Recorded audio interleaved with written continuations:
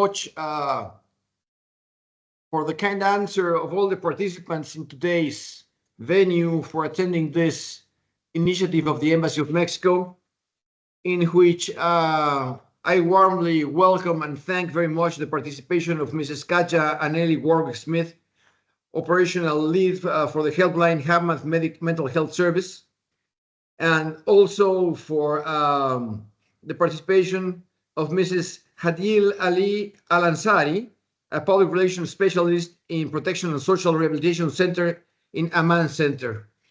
As you well know very well, Mexico, it's a very committed country with the cause of feminism and for the continued improvement of the conditions of life of women.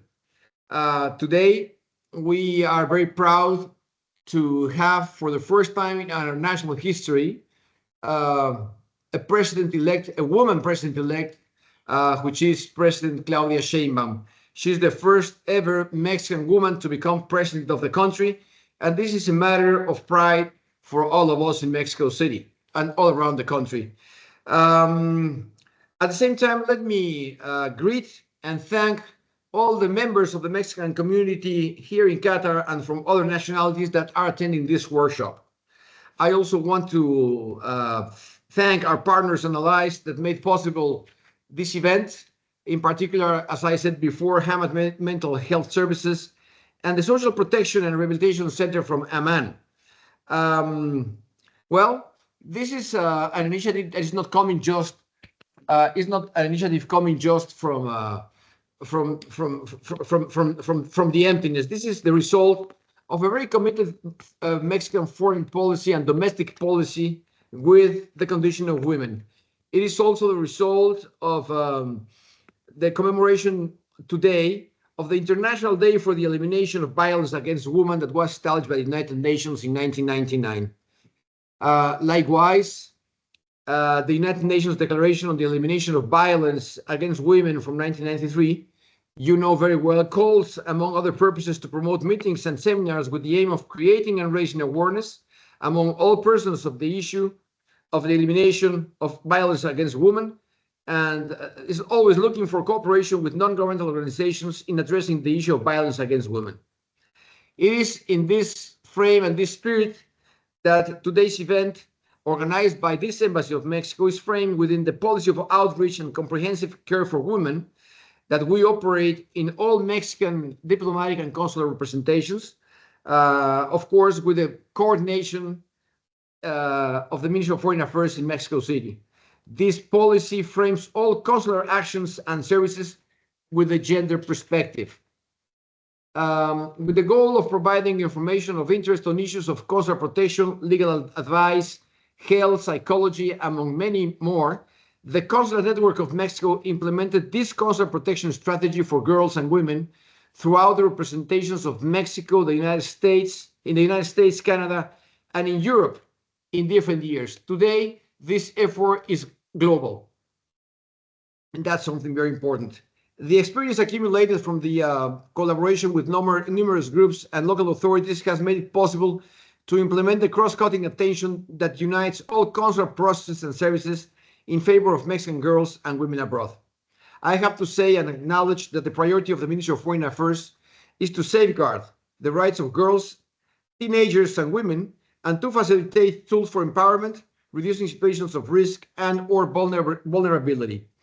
Through the execution of multidisciplinary actions, the policy for outreach and comprehensive care for women, VINE, recognizes girls and women as subjects of rights who are agents of change in society. Well, with all this in mind, on behalf of the Embassy of Mexico to the State of Qatar, I am deeply grateful to our partners and allies in this endeavor, Aman Center and Hamad Medical Health Services, which allows to inform our Mexican women, teenagers, children, and their families of services and resources available for them in this beautiful country in the Middle East. I am certain that this exercise is going to be fruitful for all of us, and I wish it all sort of luck. Thank you very much. Thank you, Excellency. Thank you, Ambassador Guillermo Doric, Ambassador of Mexico to the State of Qatar. So With this, we can start the workshop. So I will ask to Ms. Katja Warwick-Smith, operational lead for the helpline at Hamad Mental Health Service, to give us an introduction of the services and resources available for women in Qatar through the Hamad Mental Health Services. Thank you very much, Ms. Katja. The floor is yours, Madam. Thank you very much, and thank you very much for inviting me to this important event. As said, I'm Katja Warwick-Smith, and I am actually from Finland. And you may know, you mentioned there your president. Finland has very prominent female presence in the political scene. So congratulations on your president as well. But today I am here on behalf of Hamad Medical Corporation. As noted, I run the National Mental Health Helpline, but I have also been part of the virtual women's mental health service from the day when we started planning it, and now we have been running it for 4 years. So I'm going to talk a little bit about that because we certainly have a lot of ladies who contact us. And I want to kind of highlight that whether it be violence, whether it be other challenges, there are always things happening in our life.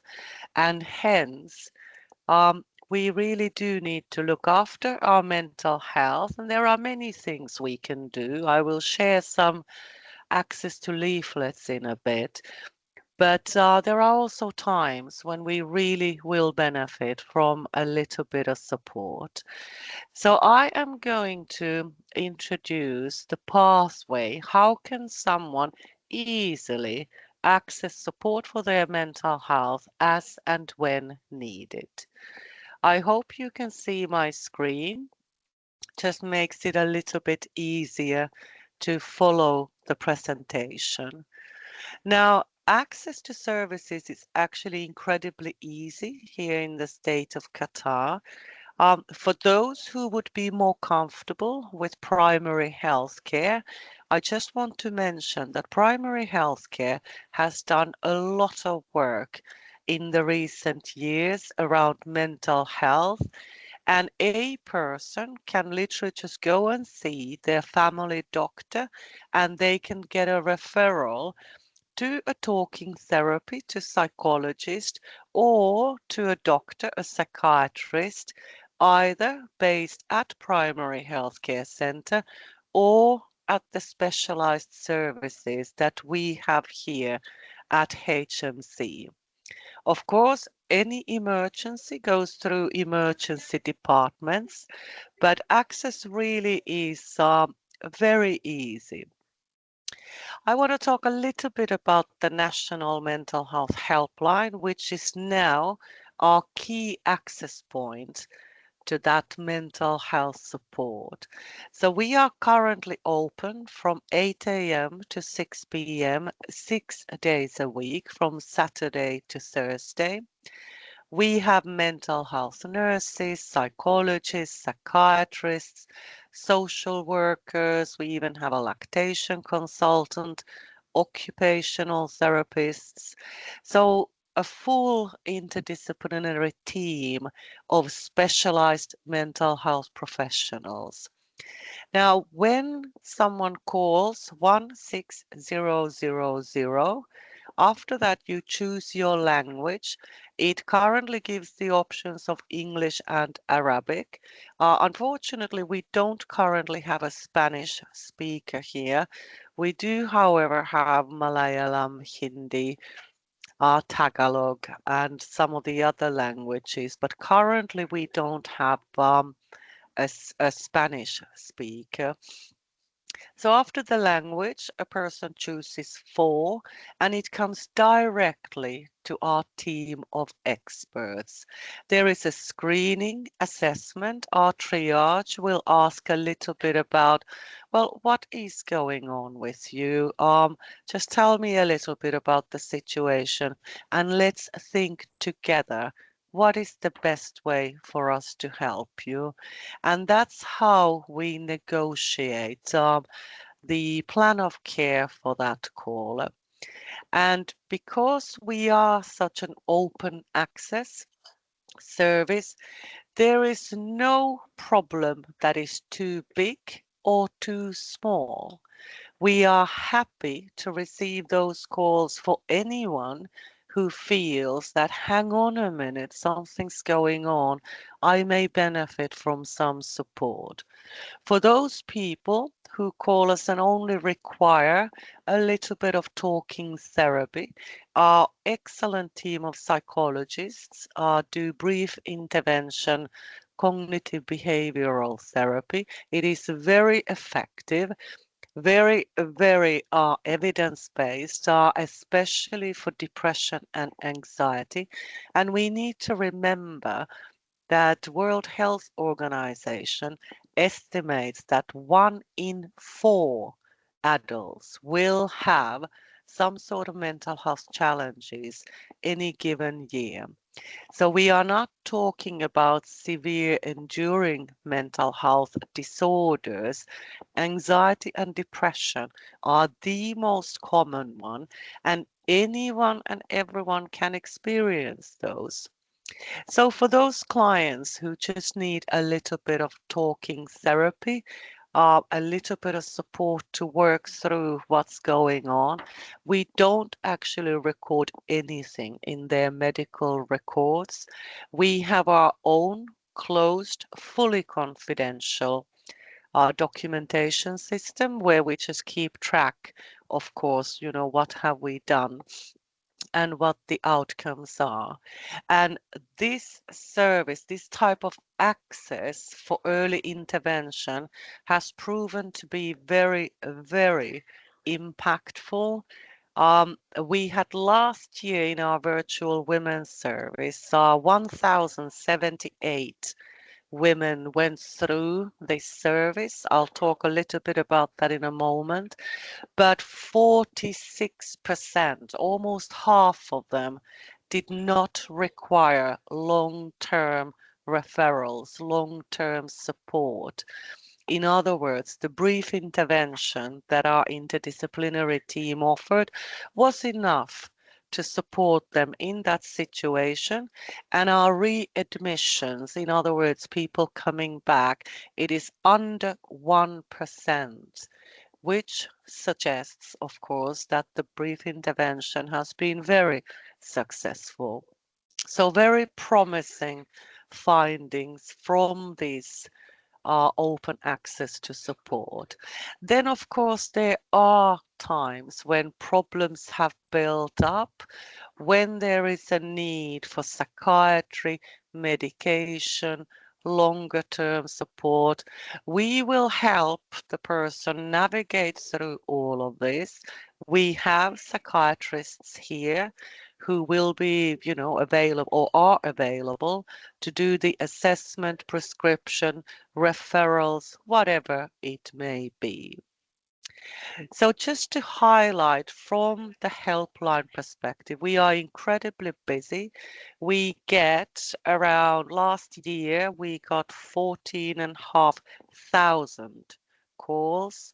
And currently we are receiving between 1,500 to 1,700 calls every single month. The helpline is for everyone. We have specific service streams for adults, children and adolescents and their parents, for older adults, for frontline healthcare staff. So helpline is for men and women, and it is a fully confidential service. People can even access that initial assessment anonymously without, if they just say, I'm not happy to give you my name, we won't say, I'll put the phone down. We will say, let's talk about it. What's going on? Tell me a little bit and let's negotiate what's the best way to help you. But in line of today's webinar's key aim in enabling women to reach out if and when needed, I want to highlight our Women's Mental Health Service. I may be kind of starting off from the virtual side where we do everything via telephone or video consultation, but I'll also talk about the in-person services that we have across HMC. So the access to our virtual women's service is through the helpline.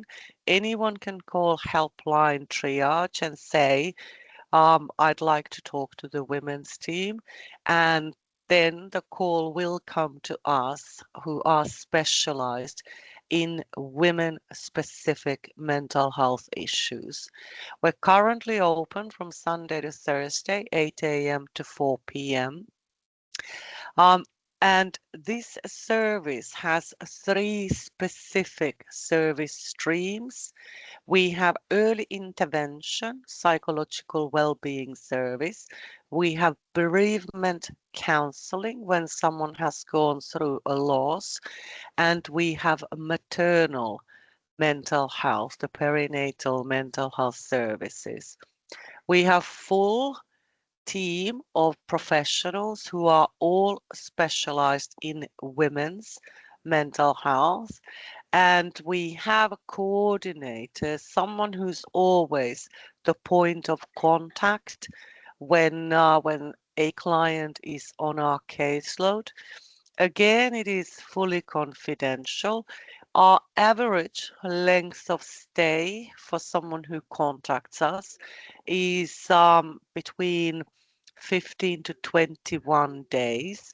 And in that time, they may receive psychology, talking therapy. They may receive support from an occupational therapist in organizing their day or getting activated to engage, for example, in social activities. If it's maternal mental health, it may be lactation consultant talking about worries around the baby and breastfeeding and how to adjust to that huge change of a baby arriving. So our coordinators will make sure that we offer a targeted and tailored support to that lady who has contacted us for support.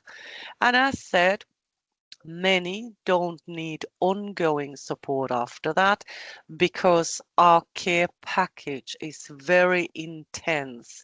It is very individualized for that person who has contacted us.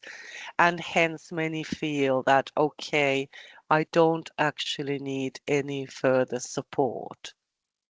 So this is the virtual access and these virtual services. If anyone now goes to primary health care or goes to a different HMC hospital and they get referred to Women's Mental Health Service, we are the single access point. All referrals will come to us and then we will do that intake assessment and again think together, how do we best help you? So that is the virtual access that is very, very easy. We've been here, as I said, the helpline was launched 4.5 years ago. It'll be soon 5 years ago. And our specialized women's team has been launched soon 4 years ago. It was in December 2020. So it'll be soon 4 years. Very experienced team, and we certainly see all sorts of challenges from the domestic issues to the maternal issues to relationship challenges to conflicts in the family network, in-laws and so on. And so on and so on. Sometimes it's study stress. Sometimes it is the social isolation. We really do need to appreciate, and of course, you all, it's an expat community. Social networks are number one in protecting us against depression. When we move from our country to a different country, we leave a lot of those supportive networks behind. And it's not always easy to adjust to the new climate, the new culture, the new everything. And having left the family and friends back home. So it is something we actively do need to think about in trying to find those connections, because as said, it is very, very protecting factor. But looking at other women's mental health services that we have here at HMC, we have outpatient clinics in variety of locations. We will be having clinics in primary healthcare centers. We're just in process of setting it up. We have clinics in different HMC hospitals, trying to make it easier for patients. Let's say that they have their doctor's appointment in Al Wakra Hospital, and we have a clinic there to make sure they don't have to travel to a different place. And these clinics are face to face, in person, because not everyone is comfortable with the virtual environment. So we have in total 8 different clinics that we run in different locations. We also have inpatient services for those who may benefit from coming into hospital for a little while.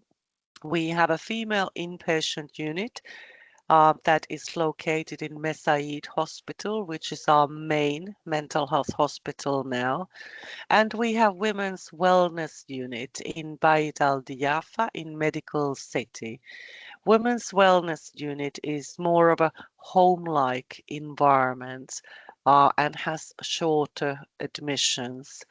Again, just for a little while when someone needs that additional support or maybe needs to leave the home environment for a little while.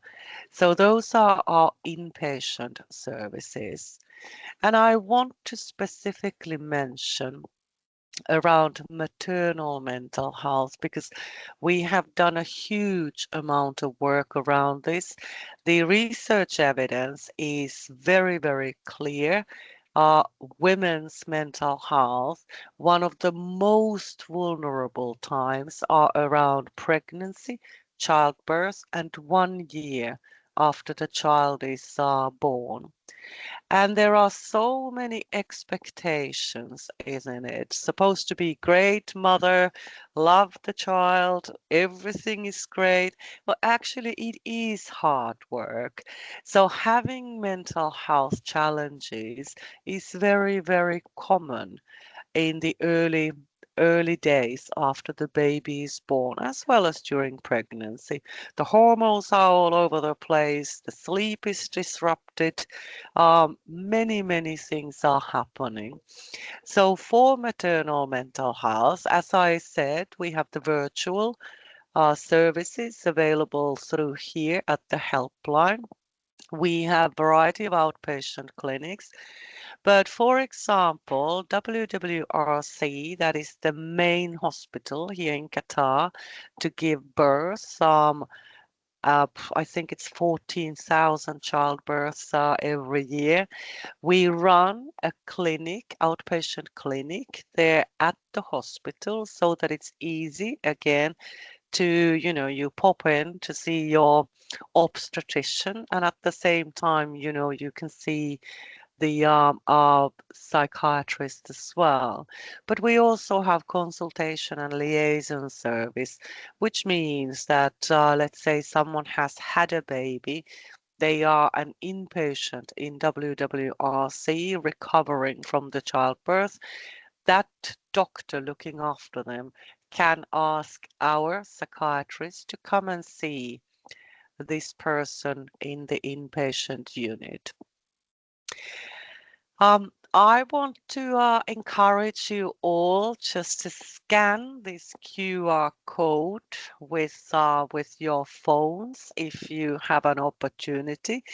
It will give you access to a variety of well-being leaflets.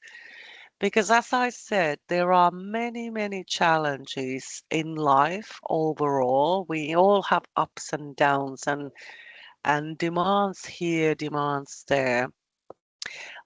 We really need to look after ourselves, and there are many things that we can do. So this QR code will take you to a set of leaflets that talk about sleep, about positive approach to life, about substances, there's depression and anxiety, just a little bit of information that I wanted to share with you. And finally, as a summary, we all have mental health, and that means we all can also have challenges with it. It is okay not to feel 100% all the time because we're human beings. Nobody is a superhuman. But there is really, really easy access to support if and when needed. And we are more than happy to offer that support to anyone who feels that they may benefit from it. And that was all I wanted to share today. I hope that was useful, and I shall hand over back to you. Thank you, Ms. Katja. Thank you very much for this presentation. It's a very, very useful information regarding how to approach, how to get connected, and how to get the services available, no, from Hamad. So this is a very, very valuable information for our community, as you will say, expat community, no, Mexican community living in Qatar, far away from Mexico. So for us, it's a very, very helpful and resourceful information. Thank you, madam. Thank you very much. So our next speaker is Ms. Hadil Al-Ansari, Public Relations Specialist from Protection and Social Rehabilitation Center, Aman Center, which also will help us presenting services and resources available from Aman Center to the communities here residing in Qatar. Madam Al-Ansari, the floor is yours. Thank you very much. Ladies and gentlemen, I thank you for this opportunity to give me a chance to speak about our center's services. And I think this is really important to reach the communities in this way, because we're trying as much as we can to spread our awarenesses through not only the Qatari citizens, it's also the non-Qataris. And this is really important, especially today. So I will start giving you an introduction about our center. If you may, you can put the video first to give you like a little bit of information, and then we can present the presentation.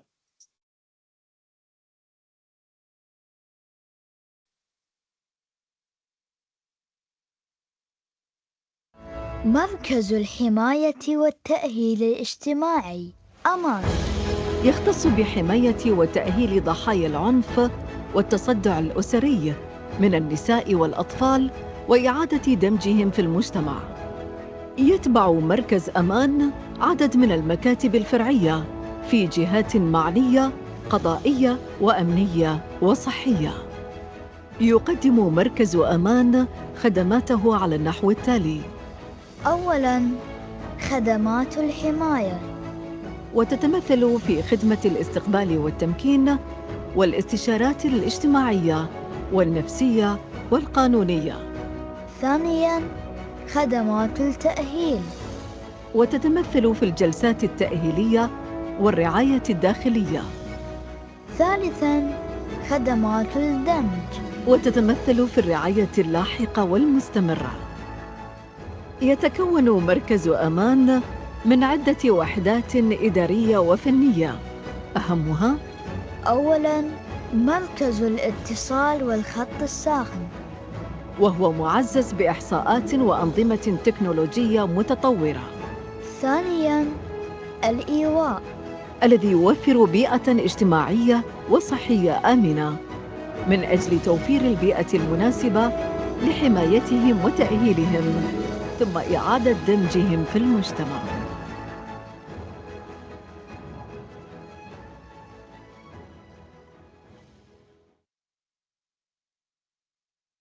Thank you very much. If you may display the presentation so we can start.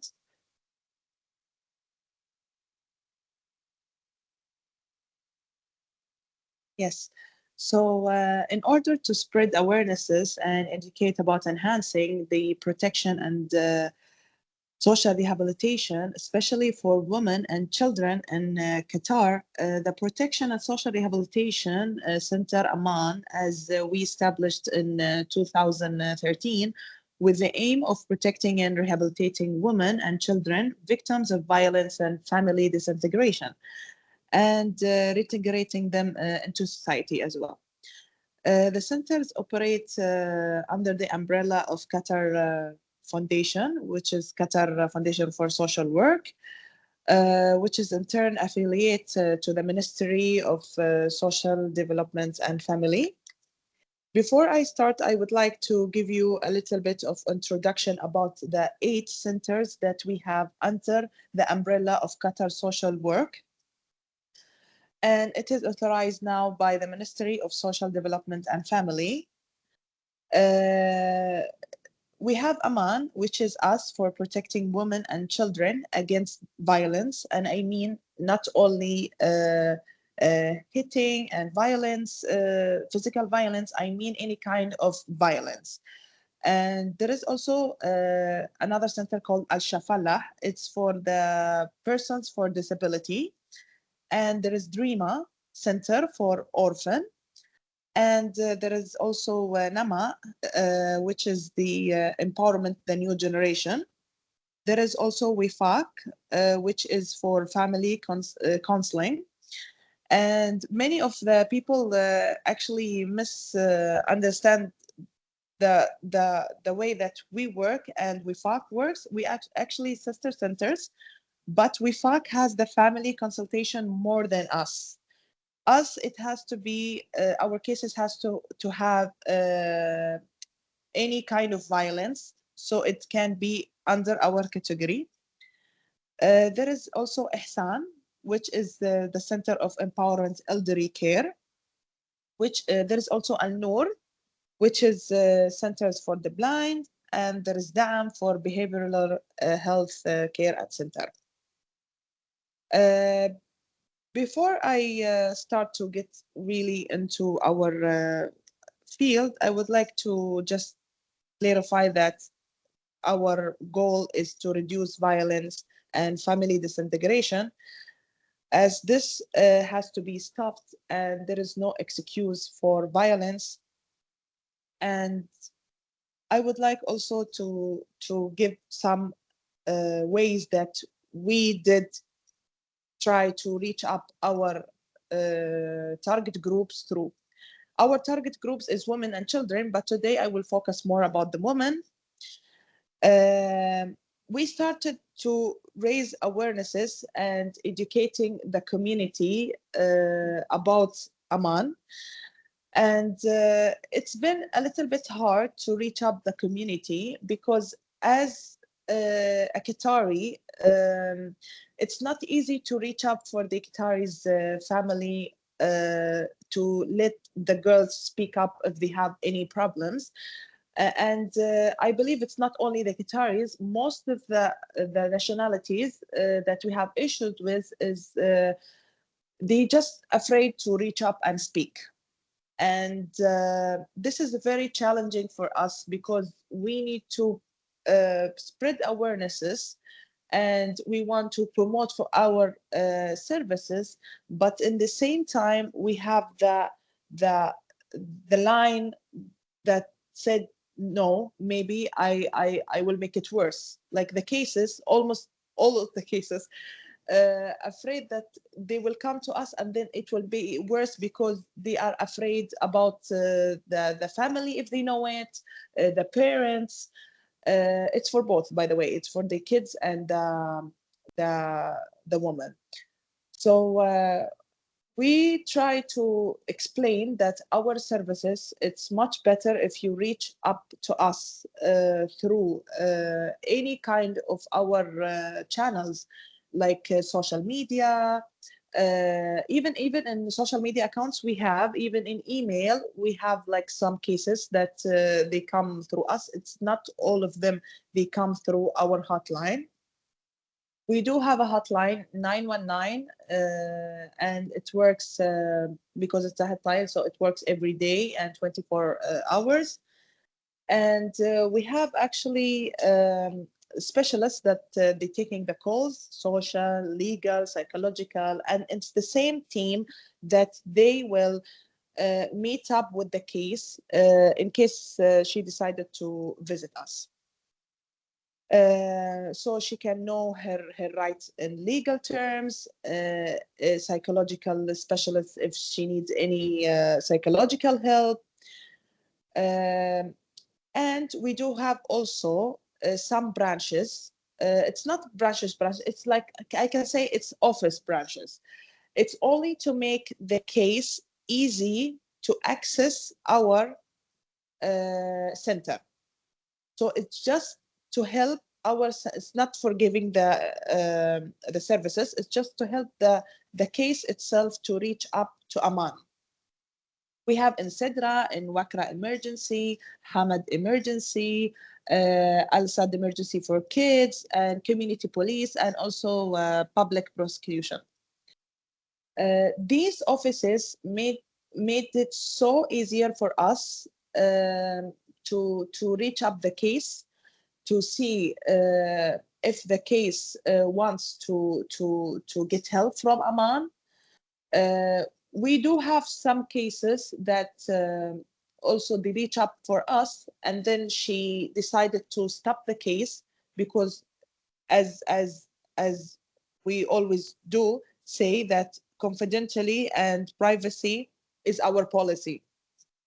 So sometimes the case decide to stop the file and she don't want to do it anymore.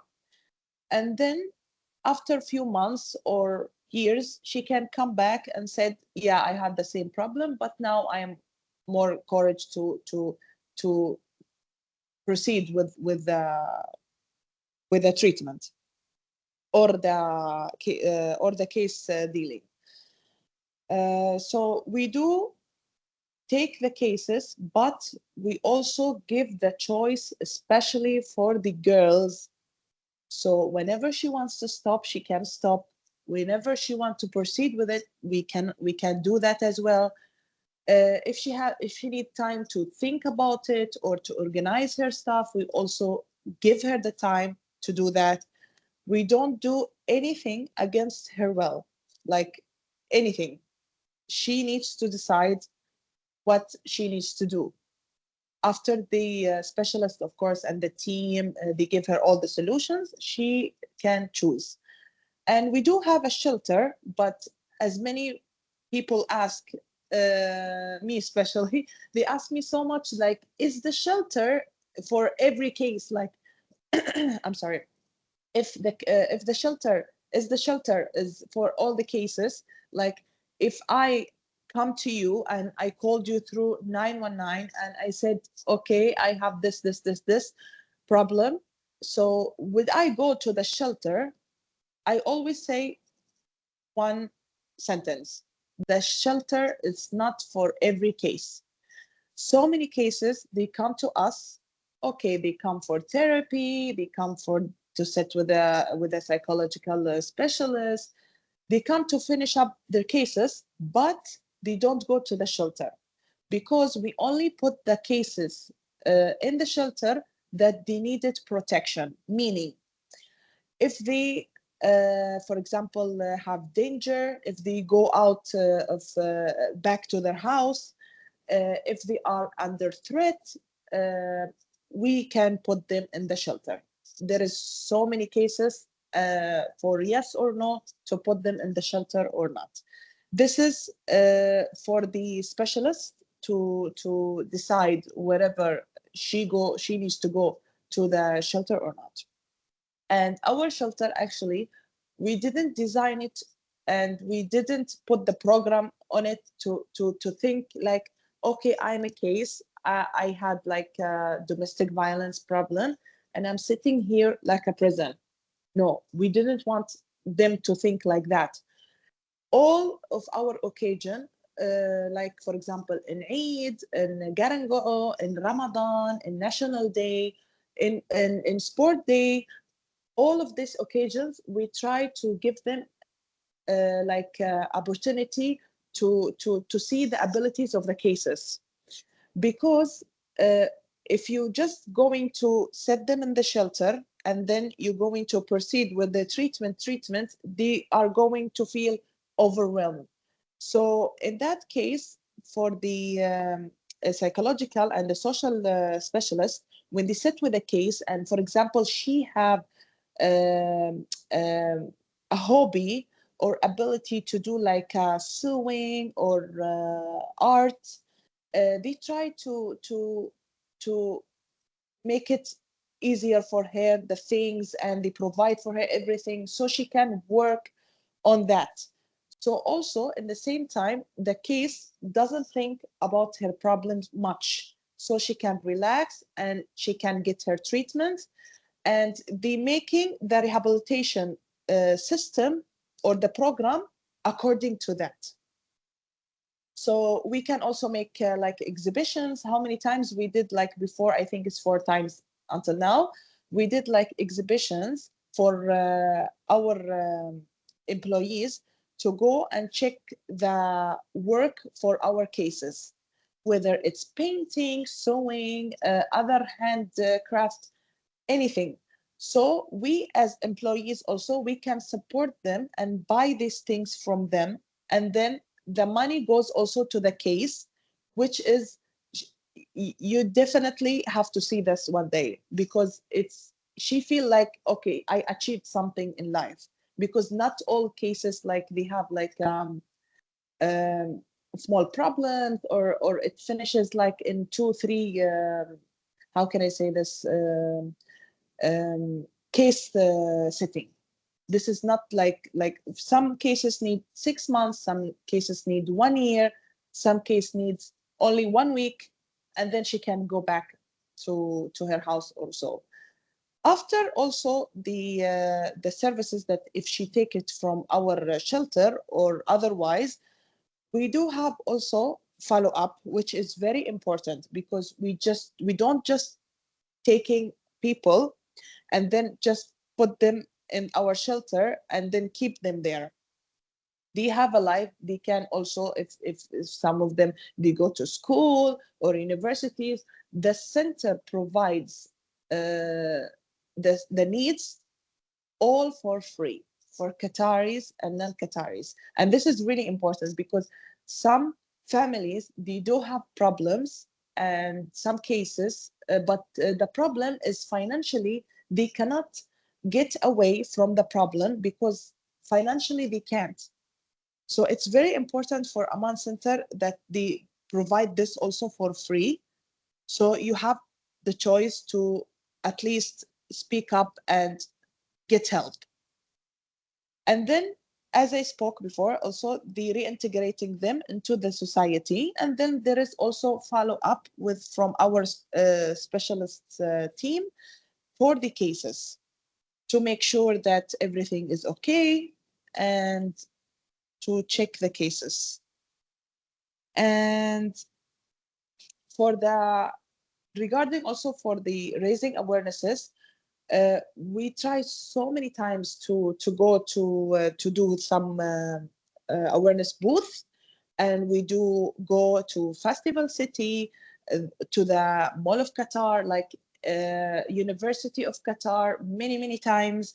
We try to reach the audience, or I can say the cases this way, because as I am one of the team that have visited so many and participated in so many booths through the years, I can say that many cases you get them from the booth.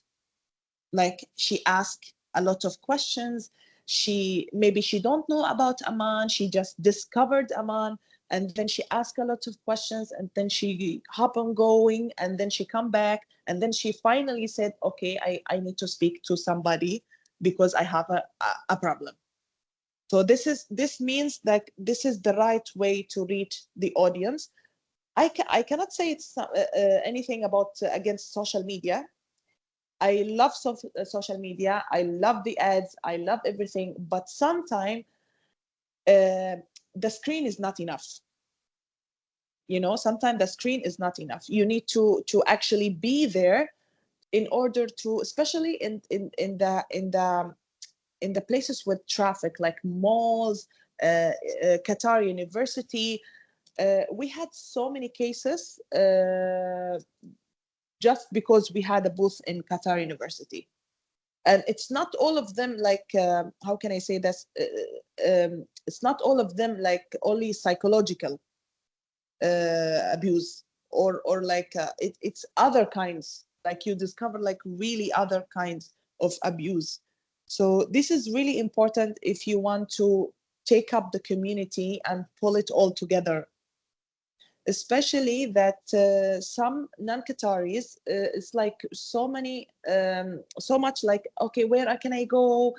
Not all of them, they know about Aman Center. We do campaigns also through social media, and we do paid ads, and we do also collaboration with other organizations, like we do right now, me and you. But it's not enough. We need to really put something on the field itself, because I've seen the difference between if you just talking and then you just reach up for the audience themselves. It makes a difference. It really makes a difference, especially for girls. It's not easy always to talk with, or to make her talk about a problem that made her like felt shame, or scared of the parents or families. So yes, this is really important. And I just want to say, we have also application. It used to be 3 applications, but for the user to be friendly to the users, we made it just 1 application. It's an app called Aman. You can download the app. It's providing also social rehabilitation to our target groups who are victims of violence. And there is 3 applications in the app. If you downloaded Aman, there is 3 applications. There is the first one called Help Me. It's for the cases to report for the child abuse. It's for the child to report about a problem that he's facing. There is Consult Me, which is the most I will focus about it. Consult Me is an app for women that provides free and confidential social, psychological, and legal consultation. Meaning, if I have any problem, I don't want to go to Aman, and I don't want Aman to know any information about me. I can download Aman app, and I can enter Consult Me, which is inside the Aman app, and I can click on it. There will be 3 options if you want psychological or legal or social consultation, and it's free. I can put either my mobile number. If I don't want anybody to know my mobile number, I will put my email or like any fake email just so I can receive the service. I will write down any problem that I have, and there is available features that you can also attach any document if you want also the centers to be viewed in. And then I can send it, and I can have the answer during 5 or 4 day works, business work day. Then if I can have the we did help so many cases through this app, because so many cases, okay, I don't want to go there, I'm afraid, I don't want anybody to see me, or I don't want everybody to know that I have a problem with husband, parents, etc. We have helped so many cases about it, and we have very nice views. So Consult Me is a free app for women consultation. It's not for report.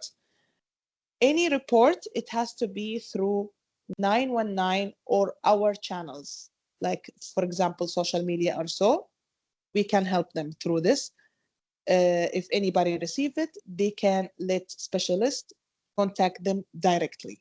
And we had cases also, they cannot call because they don't have any SIM card. They are using an iPad, and alhamdulillah, thanks God that we reached them, because we have also so many collaboration, especially with the community police. They had they can send their cars, and in case of emergency happens or something. So this is about Aman. Please, if you have any questions or something, you may ask me. Thank you very much.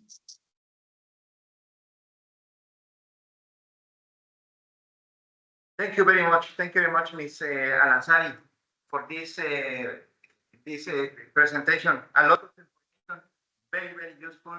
How to get in contact with the Aman Center, how to report a case. If I may, for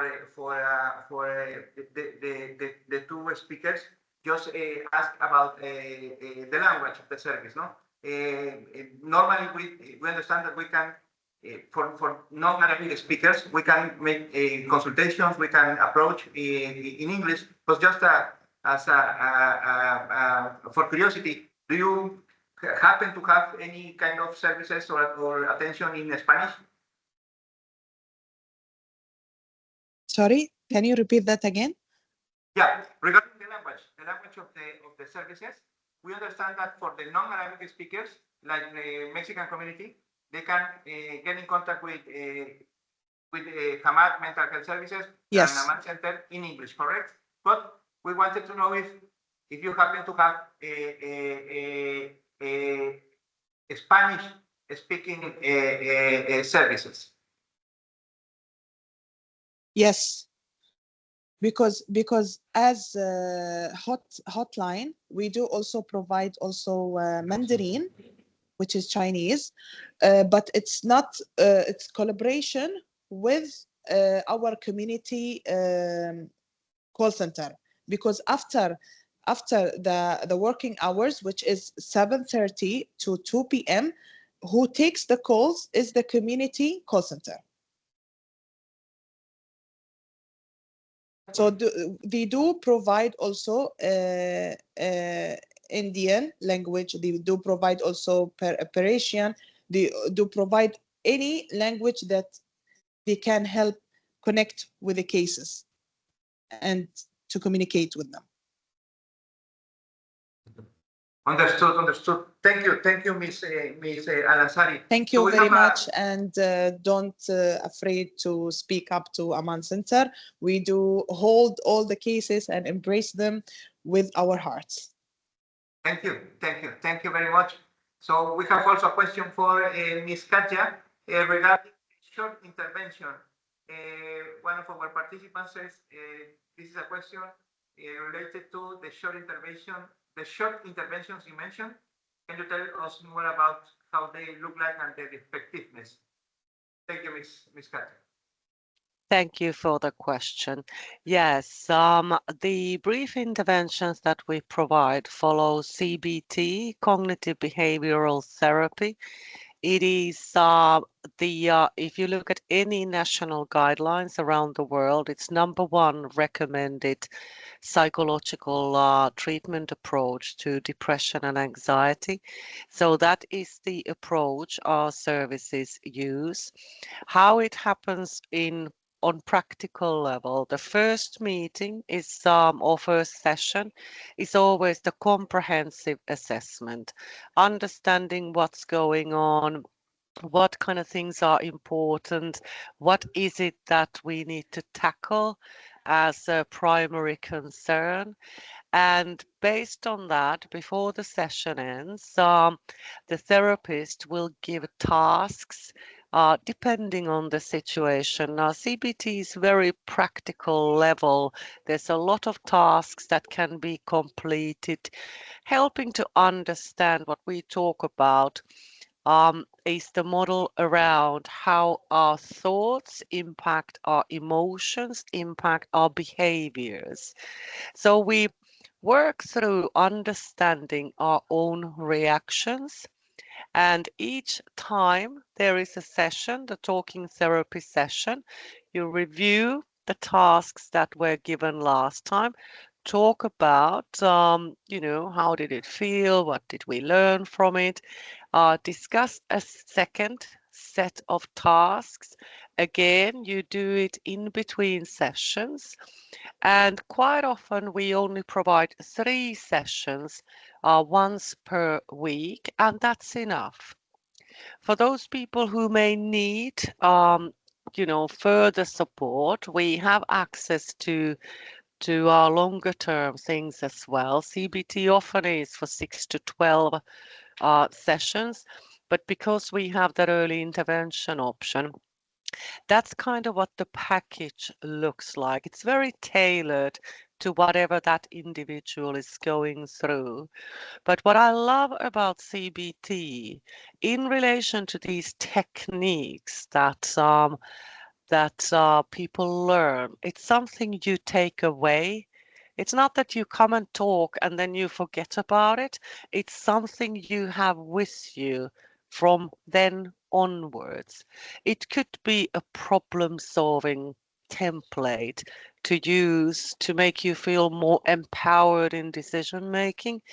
It could be stress management strategies, teaching mindfulness, for example. So it is something that you have for life after you've received it. I hope that answers your question.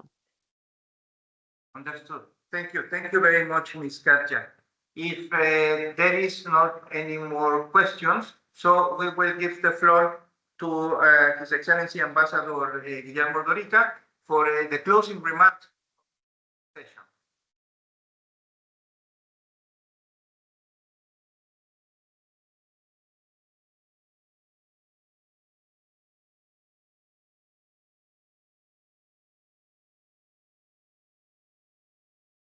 Thank you very much, Julio.